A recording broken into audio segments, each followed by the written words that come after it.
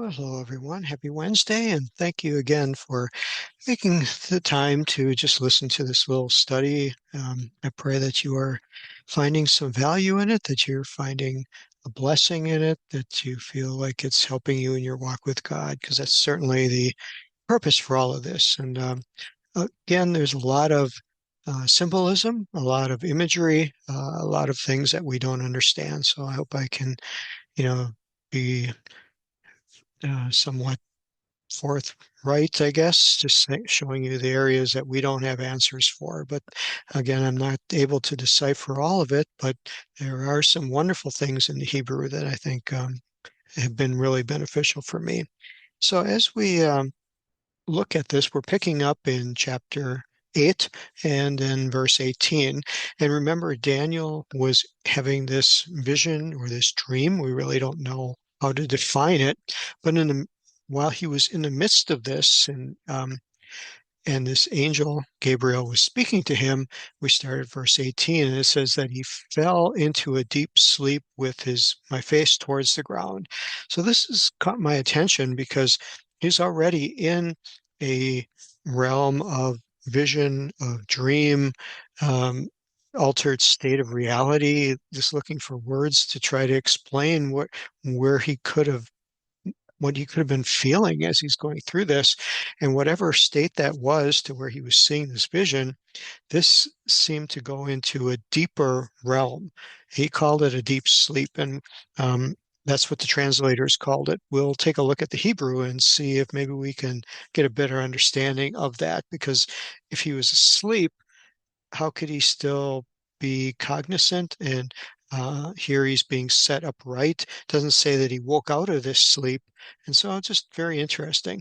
So Gabriel's giving him the interpretation. He goes, "Behold, I will make you know what shall be in the latter time of the indignation."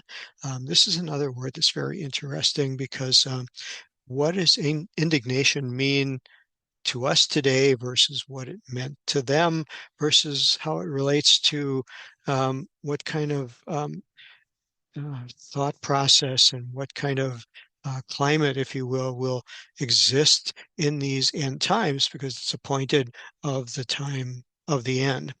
And then he begins to explain in verse 20, the ram that you saw, the two horns, the kings of Media and Persia, talks about a he-goat, the king of Greece. And of course, this is not a normal goat. It has a horn between its eyes and then it's broken. And four kingdoms being represented by these horns. And then it talks about the transgressions that go on. And then finally, there'll be a king of fierce countenance and he'll have understanding and stratagems. He'll be able to plan and be very power wielding and very conniving, and his power will be mighty. And then it talks about this power will not be by his own power. So, whose power will it be? Will he be under the control of God, or will he be under a different type of control? Is this God allowing this other control to come upon him? Is it God giving him this power to accomplish his will? Yes, no, maybe all of it. And but in this, he's doing some very terrible things. It will destroy them that are mighty and people and of the saints. So we want to make sure we look at that word because that's very interesting. And through his cunning, he shall cause craft to prosper in his hand. What does that mean? He shall magnify himself. That certainly we can understand that in his heart, and in time of security he shall destroy many. We're going to take a look at that phrase because I believe there's a New Testament parallel to that given as end time prophecy. Then he'll stand up against the prince of princes. Who can that be speaking of? Prince of princes. Is this a messianic prophecy? Again, very cryptic. And then he will be broken without hand. Okay, what is that all about? And then the visions in the mornings and evenings is true, and but then Daniel's being told to shut up the vision, for it belongs many days to come. But here he's recording the vision. So there are other places where Daniel's given a vision. He's told to shut the vision up And we don't hear anything more about the vision. We're not told what it was. We're not given any interpretation. But here we're given the interpretation. So what does it mean to shut up the vision? And of course, belongs for many days to come. And it looks like this was very overwhelming for Daniel, and he fainted.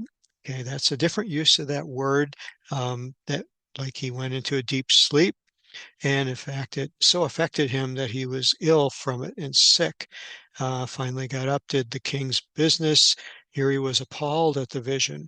Another very interesting word to try to figure out what appalled meant. And it said, but he didn't understand it. So that takes us to the end of the chapter. Let's take a look at the Jewish sages, what they have to say about this deep sleep.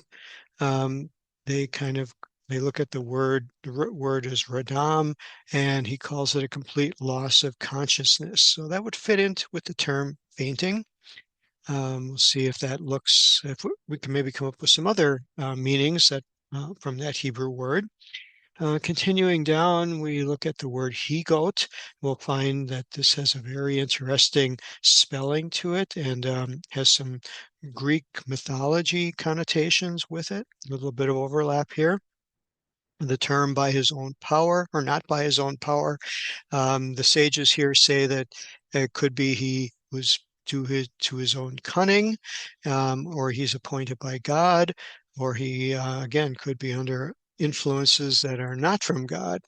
He will magnify himself, swelled with pride, and then finally, yeah, we come down to the end um, and kind of close out what the sages have to say about that. So let's take a look at the Hebrew itself. This is where, again, we have the beauty of studying Hebrew. So, verse 18, it uses the word that was translated, I was in a deep sleep. We see it's a verb. It's an nifal, meaning it's passive. It's not intensive, which is kind of interesting. And so let's unpack this number 7290. It says it is radam. Um, Asleep, it uses the word to stun and stupefy.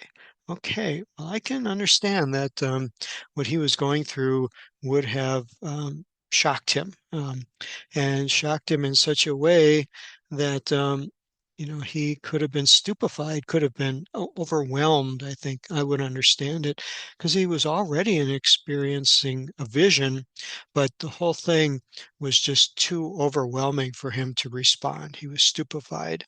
We look at some of the other parallel verses that use this same word, translate as sound asleep, a dead sleep. When you come into this type of realm where he was in, oh, this is interesting. It's used in Jonah for when Jonah was asleep in the boat prior to the storm and prior to being thrown in. He was in the same realm of sleep. I find that a kind of an interesting parallel. But I think for Daniel here, we're going to say he was stupefied, maybe fainted, fell with his face to the ground. That would be a action that happens when someone fainted. The angel reached out, touched him, stood him upright, and brought him into a place where he could continue with this vision. And so there's another word here of latter time um, that we want to look up. 319. What is this latter time? A lot of prophecy preachers would say we're now living in the latter time.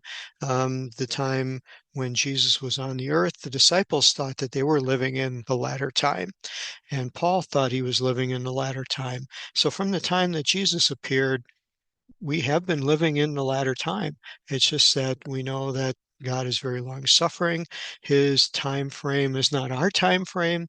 And so we know that we are obviously much far removed from the time Jesus walked upon the earth. So it's more of the last time, end time, than it was for the disciples. I guess that's the only thing we can positively say about it. So what it says here, this word that's acharit, is just meaning something that's in the past or in the last. It's could be future, could be latter. It just means after. So we really don't get a lot from the word, um, translated many, many different ways, as we can see here. And of course, as it's speaking about things that are coming after, I think that's the most important thing. What's interesting here is this word was first used in Genesis chapter 49, verse 1, when Jacob was dying and he called all of his sons to them and he gave a prophecy of what would befall you in the Be'acharit, the same word as what is being spoken here in Daniel, in the days to come. So it's kind of interesting of what did they see in the days to come. The prophecy that Jacob gave has a very messianic um, tune to it. Talks about the scepter not departing out of Shiloh. Talks about the branch coming, which we ascribe to um, biblical messianic times, which occurred, of course, when Jesus came on the scene. But there is something called a second coming, and so many of these have dual meanings. They could mean two different times, the first coming and the second coming. And then there's even another coming in Revelation. Again, it gets a little difficult to divide out, and different people will have different understandings of how many coming of Jesus there are and what's going to happen at each of these. What we do know is that the first coming, we know what happened. We have record of that. The next coming is a little bit more gray, and there's many Bible teachers out there that will teach different things that, if you're interested, you can look into. The main thing that Jesus said is that we should be ready. And so, no matter what time of his coming and how he comes, the idea is for us to be ready. So this next word we're going to look at is this word translated indignation. It's haza'am. And as we open it up, the hey is the definite article. So za'am is the root word, and it has a meaning of foaming at the mouth. Now, anytime I see words that are attributed to God's emotion or God's reaction, I want to look at it and find out, is this something that God is saying he felt this way? Or is this something that someone else is saying, this is how I believe God felt? And that this is how, in my interpretation, I would act. And so I believe God is feeling the same way about it. And so I believe God's going to feel the same way I am. And what we find here is this word of indignation is not used until the book of Psalms. And it's something that David starts ascribing as what he perceives is God's feeling. He says, because of your anger, because of your indignation. So this is David interpreting how he feels God is responding.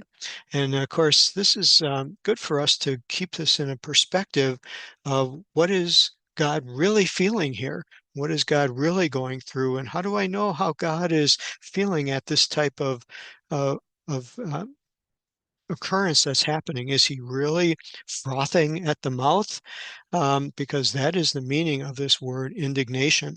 We see here it's used in Psalm 78, Psalm 102, begins being used in Isaiah. And here's where we can look at, there might be a couple verses where um, the words in Isaiah are being ascribed to God speaking, especially here in verse or chapter 10, verse 25. And so this is very interesting as to how the uh, biblical scribes, the poets, the prophets perceived God's anger, God's emotion that they ascribed to anger, and how they felt God was feeling at that time. Obviously, they were inspired, but they were using their viewpoint. They were using their time frame to relate to these emotions. And so I find that very, very interesting. So as we move along, we get to this time of indignation. Um, we see in verse 20 the ram, the horn that's being spoken of. And here in verse 21, we want to look at this goat here. This is a very interesting goat. The goat is a male, and as we unpack this word, we see it is a word that is pronounced Sa'ir. And it's here's where we kind of get some really interesting crossover thoughts. King James Version interprets this word as sometimes the devil, sometimes a kid, sometimes a satyr. Those of you familiar with the King James, you may see this word satyr. Well, the satyr is obviously a carryover from Greek mythology. And so it's interesting that this is the time of Greek influence, time of Greek powers that are coming to be, and that there was obviously some Greek mythology that was known and fit into, and maybe this is where the Greek mythology got the word satyr from, which is, if I understand mythology correctly, is kind of a half goat, half man, body of a goat, upper portion of a man. Um, but again, in this dream, Daniel's trying to describe what he saw. Did he see a satyr? And was this part of the Greek mythology that was branching off of it? Again, it was a very strange being. It doesn't mean it was a natural, normal animal. It was just something that he saw in his vision. So he talks about the kingdoms that will arise and the kingdoms that will reach their fullness. So when we get to verse 23, what we're paying attention to is this one king that arises having very fierceness to him. He has sinister schemes. He shall be mighty.